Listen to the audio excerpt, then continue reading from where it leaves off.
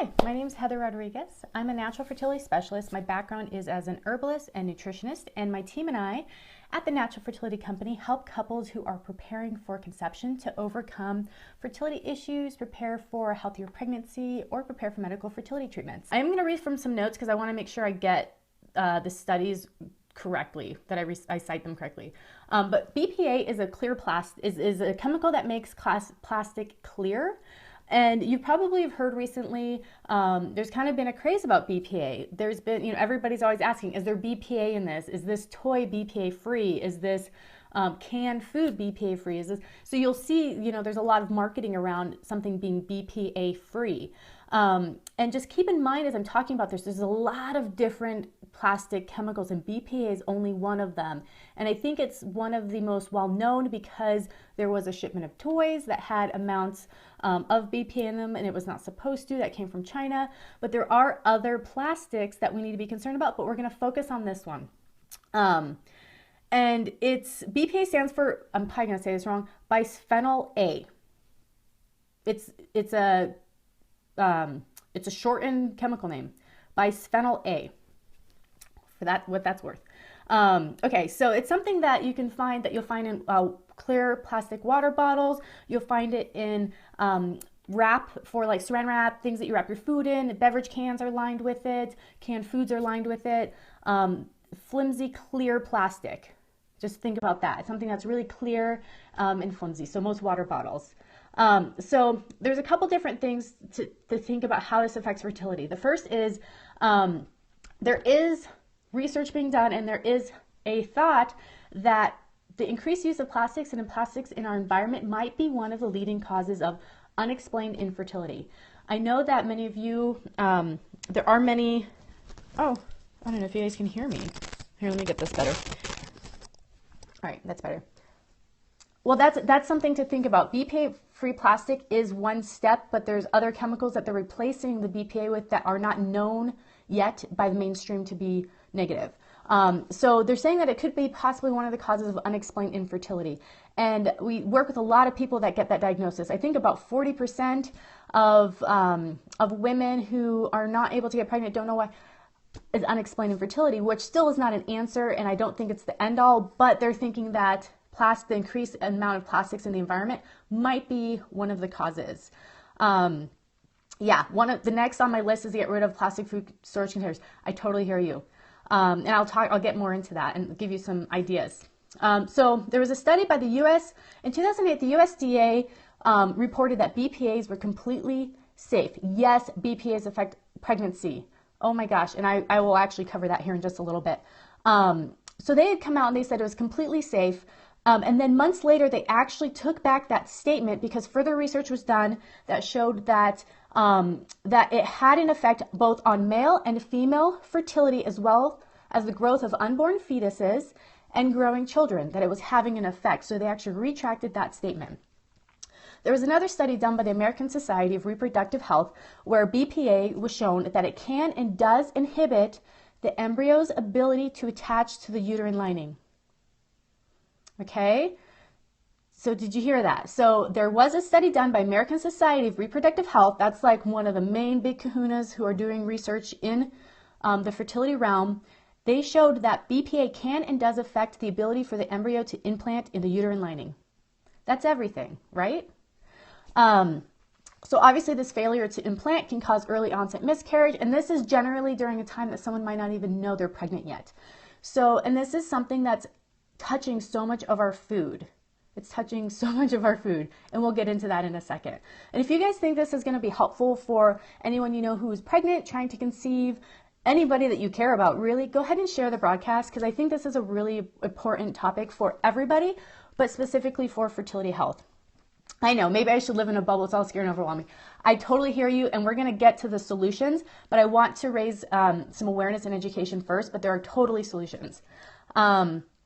Okay, so the next is that it's been shown that BPAs can actually keep cells from dividing properly. So when an egg is fertilized and it starts to divide, and if you've ever seen our company logo, that is actually an embryo. It's actually the cell division that's happening in the early stages of life. and it keeps on growing and dividing. And so BPAs have been shown to actually affect how those cells divide and their ability to divide properly. So what this looks like is this can inhibit pregnancy, first of all. It can also cause birth defects and developmental problems in children as they develop and they grow. There's also been studies that show that BPA has a direct effect on the success rates of IVF. So IVF, they found that when they did blood testing on women who were going through IVF, 93% of them had measurable amounts of BPA in their system. 81% of their partners had measurable BPA in their system. Okay, so keep that in mind when I talk about these next two studies. The first is there was a study done, this was a smaller study, but they saw a direct correlation between the exposure to BPA, how much BPA was measured in the system, and how the quality of the eggs that were able to be retrieved. Or no, I'm sorry, so this one's egg health. So they found that the levels of BPA were in direct correlation to the percentage of eggs that fertilize normally. So in turn, that is, we can say that that's affecting egg health. So when the higher the BPA amount level, the lower the quality of the eggs. The next was, and it affects retrieval. Yes, I will talk about plastics. So this is retrieval for IVF. There is a correlation between the BPA level in the system and the type and the amount of eggs that were retrieved. Does that make sense? So the higher the BPA levels, the less eggs that were available for retrieval that had matured. The higher BPA levels, the less eggs that fertilized after retrieval. So that to me is, it's pretty alarming to me. I'm not saying this to freak you guys out. I totally have solutions. We're going to actually get to those right now. But I think it's pretty serious. I think it's something that we should look into. Should I have my blood tested for BPA or other toxins? I don't think that you need to. I think that you can just focus on lifestyle factors and choices, and you're going to be better off. So that's what we're going to get into. I don't think you have to get your blood levels tested for BPA. This was something where they were actually studying that specifically. They were seeing what were the effects. So it's not something that's going to be normally part of your fertility screening. But here's what you can do about it. So we know what the issue is. And BPA is just one type of plastic. So I want to remind you about that. And the same protocol would be for all these other types of plastic we don't quite know about yet and what's going on with them. Do I recommend to detox? Yes, that is going to be one of the things that we will talk about. Okay, so on to solutions. Don't be scared. Just be educated, empowered, and now you're going to be supported. Okay, so the first thing is going to be to stop drinking bottled water. So the bottled water, I don't have an example in here because I don't drink these anymore, but it's going to be those clear, the ones you can get at Costco, the gas station, the crinkly, like you can actually move them with your hands. Plastic bottled water is going to be one of the ways that we are exposed to this type of plastic the most, because everybody is drinking bottled water, and it is affecting both male and female fertility. In the past 50 years, male sperm has declined at such a dramatic rate, and it's an exact correlation to when pesticides began to being used. And pesticides are made from petroleum, which is the same substance that all plastics made from, including BPA. So stop drinking bottled water. Bottled water has that plastic. Also, we know that plastics can mimic xenoestrogens, which I think is also probably contributing to some of these issues. It mimics estrogen in the body, so then you have too much estrogen and you have an estrogen excess situation. So some alternatives. There's a lot of different bottles that you can get. There's tons of stainless steel bottles. This is what I put my tea in. I got this at the coffee shop. There's swell bottles. There's just look for the stainless steel bottles. There are some stainless steel bottles that have a plastic lining in them. That is made not from BPA anymore. They used to be, but they're made from some other substance. So just make sure that the stainless steel bottle that you're using is not lined with plastic. There's a lot of options out there. Another option is to have a glass water bottle. When you're at the store, I know I travel a lot, and sometimes I need to run into the gas station and I need to buy some water. I buy the glass bottles. Mountain Springs has one. There's a couple different companies that have glass water bottles. So that's something to look at. You can also get those at the grocery store, Trader Joe's, everywhere. You can get Mountain Spring. So either buy glass ones or have a refillable bottle. And I do have to say Swell makes gorgeous ones. And I found since, I don't have mine with me, but I found since I started carrying around a beautiful water bottle, I got one in rose gold. I'm crazy about rose gold. I drank more water. So that's going to be obviously good for you in addition. So easy. That one's easy, right? That one will cost you maybe, I don't know, depends on your water bottle. It can cost you $5 to $30. The second's going to be to avoid plastics made with BPA in certain types of plastics for food.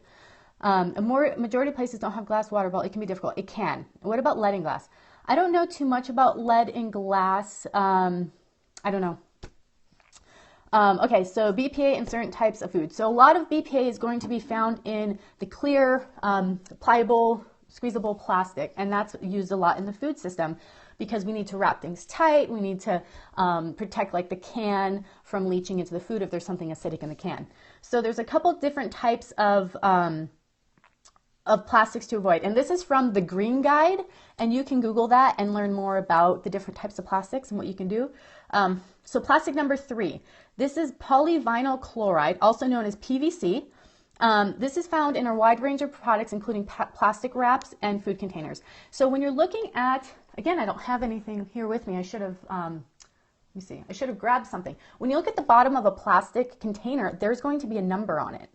Okay, so now just like when we're looking at our produce stickers, that'll tell us a lot. So you can look at the bottom of containers and see the number, and you can tell what kind of plastic they are. So number 3 is polyvinyl chloride, PVC. This is also what shower curtains are made out of, FYI. How I now see how important this is. Growing up, my parents made me crazy about using plastic. I know, right? You're like, oh, my parents are a bunch of hippies. They're plastic crazed people. But it is, yeah. As you can see from the studies, it is something that's pretty important. So plastic number 6, styrene, which is found in styrofoam. Oh my God. Why do we still, okay, mini rant, why do we still have styrofoam? There are so many great alternatives to styrofoam for takeout containers and for restaurant storage. I just cannot believe we still use styrofoam. Anyways, these are takeout containers. These are going to be things that eggs come in, styrofoam cups. So once you add heat to a plastic product, that's what makes it leach even quicker. So you're getting your hot coffee in a styrofoam cup. Not great. You're getting your takeout hot Mexican meal with tomato, you know, there's going to be tomatoes in that, and that's going to leach from the styrofoam. So styrofoam, no. And then the other one's going to be plastic number 7, polycarbonate, which is found in sports bottles. This is a harder plastic. Sports bottles, baby bottles, toddler drinking cups, the big 5-gallon water bottles that are kind of not as see-through, you know, that you have to poke the hole in to get the air suction so the water comes out right. So that's going to be plastic number 7.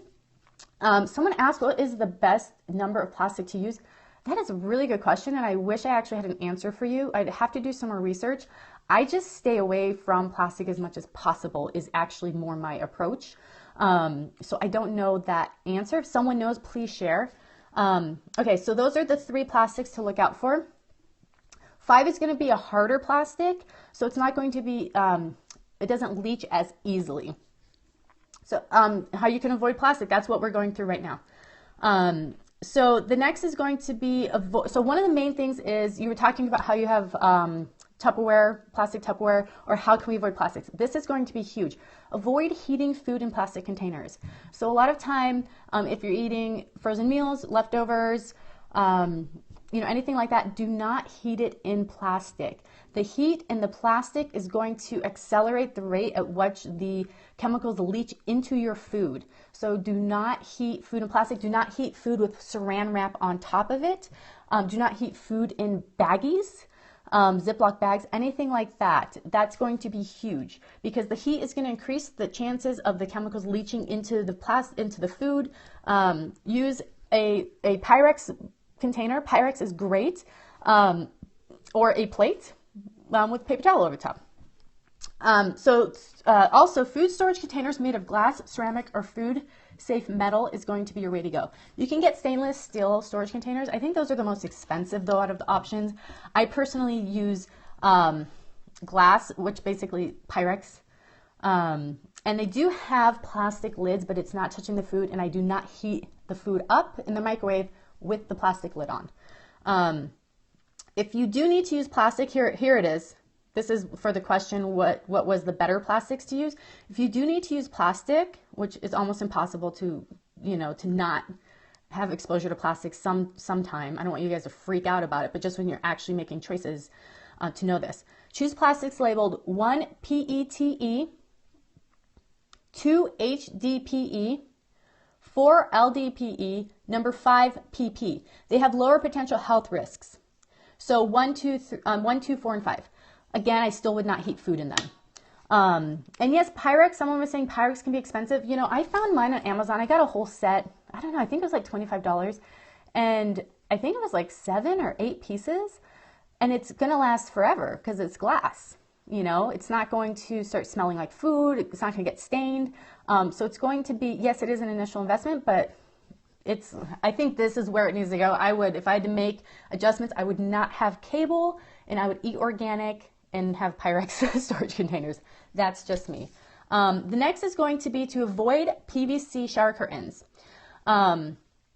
So the safer plastics are going to be plastic 1, which is PETE, plastic 2, HDPE, and I'm sorry, but I do not know what these abbreviations mean.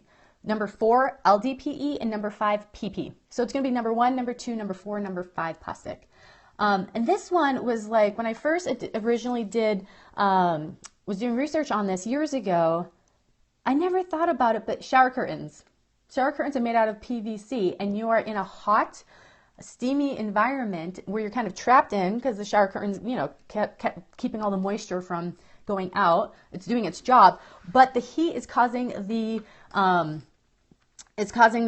chemicals to be part of the steam that's in your shower. So that's simple fix. Don't freak out. Simple fix. Use natural fiber, polyester, or nylon shower curtains instead. I actually, I'll have to tell you about my plastic challenge I did. But one of the things was with the plastic challenge, you don't use any plastic or purchase anything new with plastic in 30 days. And yeah, polyester showers are shown to be okay. And I was trying like a natural fiber. I was like, oh, I'll just use like a cotton shower curtain. That didn't work very well. So you can't just go straight cotton, but you don't want a PVC vinyl shower curtain. And then the next is going to be to eat an organic diet. So these are some other proactive things that you can do. This is because pesticides and herbicides are created from, I'm having a brain fart. They are created from petroleum, and they definitely have adverse effects on pesticides or on egg health and sperm health. Yeah, and natural fibers get moldy with the shower curtains. So I understand it can be expensive. So the first step for eating organic is to focus on the Dirty Dozen. Do a Google search, or we have information about it on the website at naturalfertilityinfo.com. And focus on the Dirty Dozen. The Dirty Dozen are basically foods that are highly sprayed because they're strawberries, they're blueberries, they're very expensive produce, and they are the ones that the bugs tend to destroy if they're not sprayed. But I find that people have figured it out. A lot of berries and things can be grown in hoops where there's not a lot of bugs, and I eat as organic as I can. We probably eat 95% organic, and the produce is gorgeous and the produce is delicious. So just looking at what you can buy and starting with the Dirty Dozen. There are some things that aren't as important, such as bananas. Anything that has a thick peel on it, pineapples, are going to be fine. Frozen food, I would go frozen organic before I would go conventional. Well, no, either way, whatever works for you. Frozen vegetables are going to be better than no vegetables, but fresh vegetables would be the best. Then we'll go to frozen. But whatever you can do to be more organic, that would be a huge step. Also, the next thing to think about with organic, which I actually think is more important than produce, is the meat and the animal products that you're eating, because that's going to have concentrated amounts of these substances in them. So for instance, the cow is eating feed that has antibiotics, that has pesticides from the feed being grown in it, and he's eating and eating and eating it, and you know how massive cows are. So that's what they're eating. And then you're either eating the meat or the milk, and that's going to be even more concentrated because these types of chemicals get stored into the fat in the body, and the meat's going to have the fat and the milk is going to have the fat. So you're getting concentrated amounts of these chemicals. So organic and grass-fed meats are going to be very important. Eggs are an inexpensive way to get there. You also don't have to eat meat, but just look at that when you're eating it. And I know that can be expensive as well, so maybe 4 ounces or smaller, 3 ounces a serving. These are some things to think about, especially during preconception and pregnancy. If cost is a major factor, just do it during that time then, because that's going to make such a huge impact on your future child's health for the rest of their life. So that's something to think about. So organic diet, definitely. The seventh thing is going to be to cleanse and help the body to get rid of excess estrogens, help cleanse the blood, and help support the liver in its ability to cleanse the system.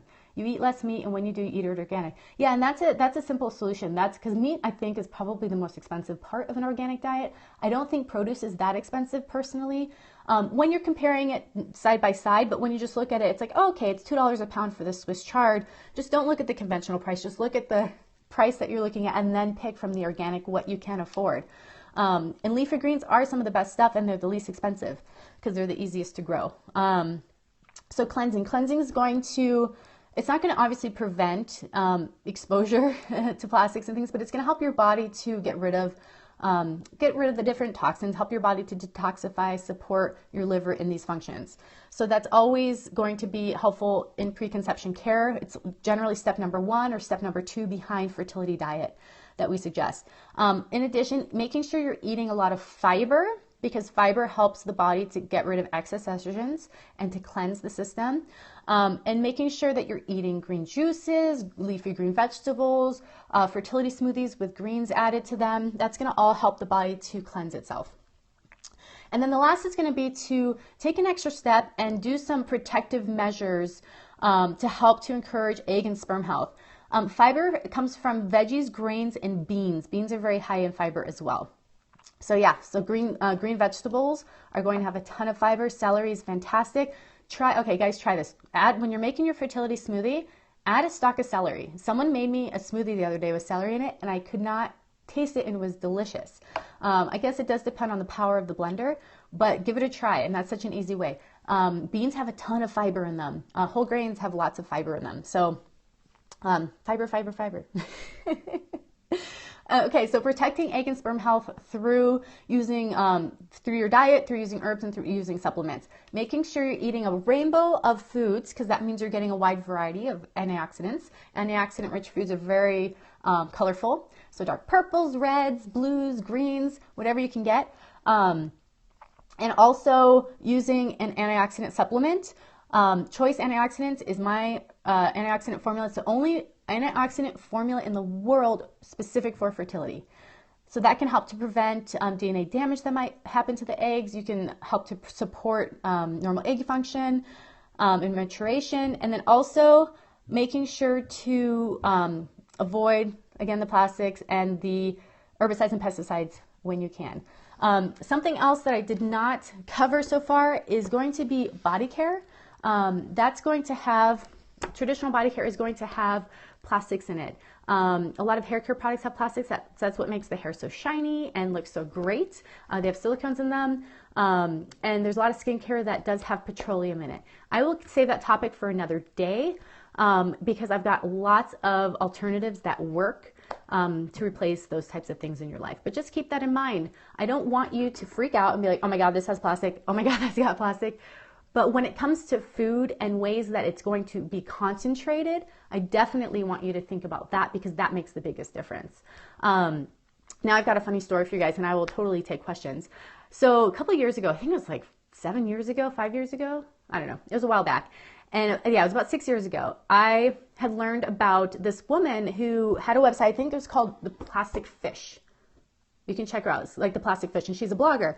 And what she was doing is cutting out all plastic in her life, and she was blogging about it. And what she would do is at the end of the month, she would collect all the plastic, all the new plastic that she had, and she would like show it and blog about why she had this plastic in her pile was like seriously this big. She got into that point. So she has like this 30-day challenge that was the no plastic challenge. And I was like, oh, I'm going to do this challenge. And so basically what the challenge was is to not buy any new plastic, not purchase any food, anything that came in plastic during these 30 days. If you already had something in your home in the plastic, such as say a package of spaghetti, you could use it. But you need to save that plastic for the end of the month. And this is not something I'm, asking you guys to do. I just wanted to tell you about my experience with doing this. I tend to be kind of, I don't want to say an extremist, but I like to explore the wide range of experiences. So that's why I do crazy stuff like a 30-day no plastic challenge. So what I soon and quickly realized was that everything comes in plastic, especially food. So I would go to the store and I had these little bags that I would have to put my bulk beans and grains, whatever I was buying in, or I would bring mason jars to the checkout. And the girls, this is at health food stores, they're like, what are we supposed to do with this? You have this jar full of, like they still didn't even know because they're used to everybody using those little plastic bags at the bulk section. And that was supposed to be avoided during this challenge. And it was funny because it turned into this whole thing. But so I realized, okay, and then I would go to get my yogurt. Well, yogurt comes in plastic unless you buy the really expensive glass Bulgarian plastic one. So it's like, all right, we're going to start making our own yogurt. I'm still excited at this point. And then what else? Oh, pasta comes in plastic. So we're going to make our own pasta. And so by the end of the 30 days, we were making our own yogurt, making our own pasta. I had to make pasta sauce from straight tomatoes from the farmer's market because that, came in the BPA line cans at the time. And so it just ended up being a really awakening experience of how much plastic that there really is, and how much that we're exposed to. And so I think the point of my story is that we're not going to get away from plastic, not anytime soon. I think we are going to obviously have safer replacements as the years go on. They've already been invented and designed. It's just a matter of cost and demand from consumers. But the food ones are going to be very effective, are going to be a big change. We're so advanced, but it comes down to that Granny said, eat your veggies. Yeah, I know, right?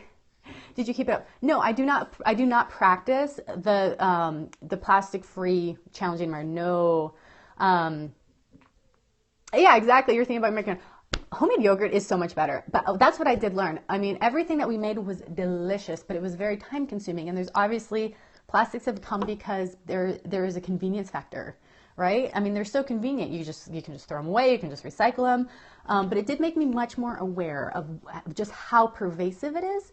And so one of the areas more recently that's been kind of dear to my heart is I really love skincare. I've been making my own skincare. I love natural cosmetics, natural hair products. I'm a girly girl like that. But I've found good stuff that's natural that works just as good as the Macs of the world or, whatever brand that you enjoy. I finally found companies that are good and that don't contain plastics.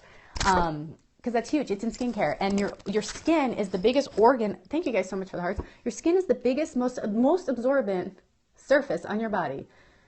Yeah, it's good. You think that'll be helpful? Good. Yeah, your skin absorbs everything. So when you're literally coating yourself in plastic. So another topic for another day. Do I make my own lipstick? I do not. I buy my lipstick from Red Apple Lipstick. They're gluten-free, vegan, so creamy and moisturizing. They're like, and I used to not be a lipstick girl because it would be like drying and it would make my lips chapped and, it was just kind of a pain in the butt. But it's like putting chapstick on, but the colors are gorgeous. So Red Apple Lipstick, and they have really good deals that they run. Could I recommend some good makeup companies? Let me prepare for that because I think that'll be a really fun scope. But currently, because I want to have a wide range, like there's going to be some high-end, more expensive, and then there's some more affordable. So just off the top of my head, high-end is going to be Kjaer Weis or RMS. That's going to be like the purest product. And then something that is really, really good, but they're less expensive because they don't put as much money into their packaging is going to be 100% pure. And they run sales all the time, and their product is really good, but their packaging's like so-so, but whatever. Their product works really good. So that's going to be the range is 100% pure. Acure, ACURE, has a good BB cream with SPF in it that's reflective and not nano. Some people use coconut oil skin moisturizer. It's a little bit heavy for me, even though I do have dry skin, but I make my own jojoba skin oil and use hydrosols. But it's fun, that's the thing is like when you're shopping for containers, like there's a lot of really beautiful options out there for containers. You can also reuse, this is free. Okay. Here's free tip for containers. You're done with your pasta sauce. You're done with anything that came in a glass, a larger glass. Save that and use it as a drinking container. Use that as a storage vessel. Whole Foods has a lot of safe makeup. The only thing I did find is I've tested out so many different things. There are some natural companies that like their makeup is not great. It's not pigmented. It doesn't stay on very well. It slips away. So there's speaking of, I probably need to fix it. There are some companies there that I'm not crazy about. And you do have to watch out for like greenwashing. Everyone, you know, it's like the hot thing right now. So everyone's using all the terms. Alima Pure, that's a great suggestion. Especially their super pigmented cosmetics, definitely. So yeah, so I'll do a future scope on that. Flaxseed hair gel. Okay, Lisa, I was your guinea pig for flaxseed hair gel. I was like, oh, this sounds so cool. I'm so excited about flaxseed hair gel because I use a lot of gel. I'm a curly haired person. I can't not use something in my hair. So I made it. And the problem with flaxseed gel is you have to keep it refrigerated. So you mix flaxseed with water and then you have to strain it somehow, but it's like thick jello. But you have to like strain this because you don't want seeds in your hair. So you've done all that. And then it's very perishable. So you keep it in the refrigerator. You have to, my get ready bathroom's upstairs. So I have to go down to the kitchen, go get my gel out of the fridge, take it back upstairs and use it. And then it was like spreading jello in my hair. So I personally do not find the flaxseed gel to be a good alternative. You love Shiva Rose products. Ooh, I have not heard about those. I will have to check into it. But that's my, let me know if flaxseed gel worked for you. That's fantastic. But I tried to make my own vitamin C serum, so I do those harder things. I do just find good companies and purchase from, but I do make a lot of my own skincare that's oil based. Because it's fun, and who doesn't want to play with essential oils, right? So, all right, well, that's my topic and my rant for the day, something dear to my heart. I hope I didn't freak you guys out. I hope I did help to educate and motivate, but know that there are alternatives. We don't have to stick our heads in the sand. We just have to make choices moment by moment. It's obviously not going to happen overnight, but you can move towards it, and it's going to be so beneficial for your overall health. I'll have to check out Shiva. You guys are so welcome. Great. I'm glad you found this helpful. So have a fantastic, beautiful day, and I will see you again soon.